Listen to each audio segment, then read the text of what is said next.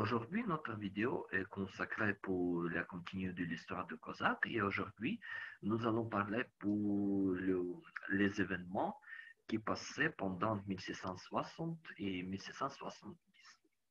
Le thème de notre vidéo, c'est le Tchernarada qui passait 1663 et l'Ukraine pendant les prochaines 13 années, 1663 1676. Les raisons d'organisation de Tchernarada, pourquoi Tchernarada? Parce que dans ce conseil, il a participé pas seul Cosaque, et aussi participé de représentants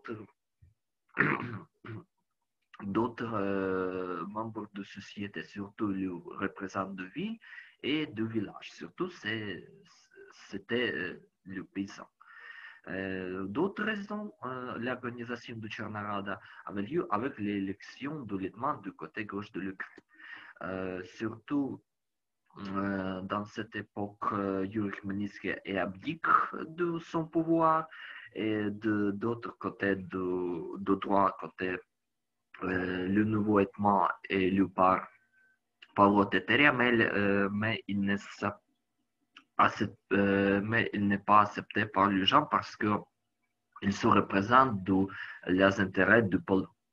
Mais d'autre côté, les intérêts d'Ivan Brukhovetsky est soutenu par du côté de Moscou. Mais comme la conséquence, Ivan Brukhovetsky est devenu lieutenant du côté gauche qui soutient par Moscou dans le Tchernarada qui passait près de la ville à Niger. Beaucoup d'événements de ce conseil, de cet événement historique, et c'est très bien continué et consacré selon des œuvres de l'historien Nicolas Kostomarov et du roman par Pantelimon Kulich, il s'appelle Tchernarada aussi.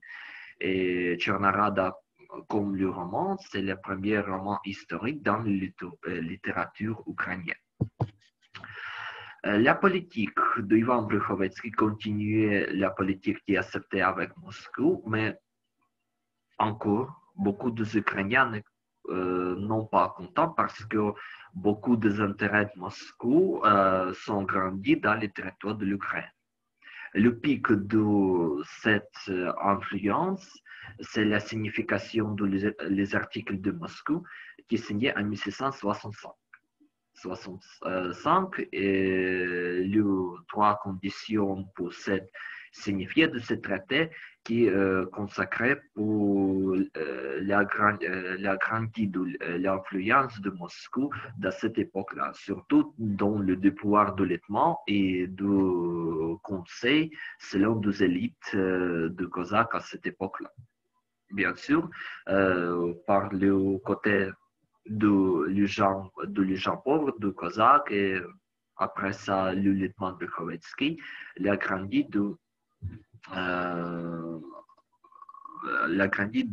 l'essayer de rébellion contre les Moscou.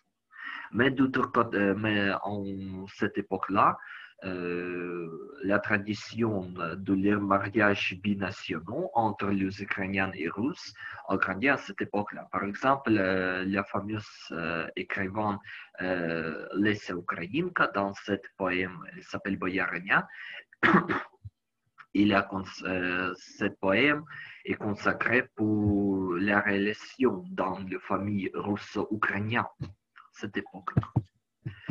Mais d'autre côté, les événements passaient dans ces conditions. Pavlo Teteria est abdiqué en 1665 et la prochaine Hetman devient Petro Doroshenko. Petro Doroshenko est le régime de la famille cosaque aussi. Il a participé dans la guerre sous le chef de Bogdan Khmelnytsky et il avait la grande et riche expérience de la lutte contre la Pologne. Le prénom de Doroshenko entre l'histoire de l'Ukraine comme la grande possibilité de réunification du pays. Mais Doroshenko continue d'autres politiques. Premièrement, je vous dis, c'est l'unification du pays. Et deuxième, la deuxième raison, il y avait la lutte contre Brukhovetsky jusqu'en 1768. Mais de son côté, Brukhovetsky avait la lutte contre Moscou et comme la conséquence, et ils ont rendu l'occasion mortelle, il est tué. Et après son tué, Doroshenko est devenu lieutenant de toute l'Ukraine pendant 12 ans, 1668-1670. La politique très principale de Doroshenko, évidemment, est l'alliance avec l'Empire ottoman. En 1669, ils ont signé le traité pour l'aider du côté de Sultan Mehmed IV, mais les gens ne sont pas acceptés ce traité parce que beaucoup de l'influence de l'Empire ottoman reste dans les territoires de l'Ukraine, surtout la présence des armées ottomanes dans les territoires du pays. Et c'est pourquoi la politique de Doroshenko, selon les gens, ne comprenait pas très mal dans cette époque-là. Mais d'autres, Doroshenko participait à la guerre avec la Pologne comme le soutien de l'Empire ottoman pendant 1672-1676. Il s'entraînait le traité de Bouchech et comme le traite, les armées et troupes restent très souvent dans les territoires de l'Ukraine, surtout dans les territoires de région de Podolsk et surtout dans les territoires de centre de l'Ukraine. Et c'est pourquoi l'influence de Doroshenko sur de Kozak et Soprov est basée très fort.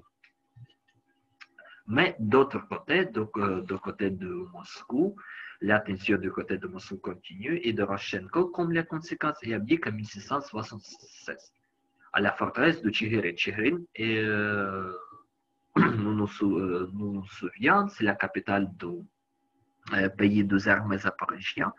Et donc, après ça, Doroshenko arrivait, Doroshenko départ du côté de Sibérie et qui a meurt en 1698 à l'âge de 71 ans.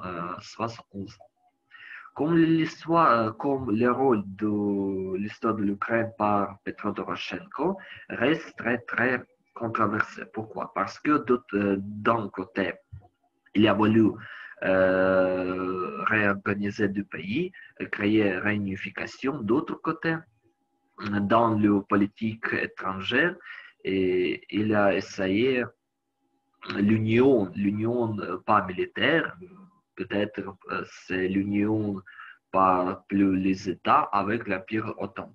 Et c'est pourquoi beaucoup d'historiens n'étaient pas très sérieux et très importants dans l'histoire de l'Ukraine, de l'élément de Doroshenko. Notre vidéo est finie. Merci beaucoup. Au revoir.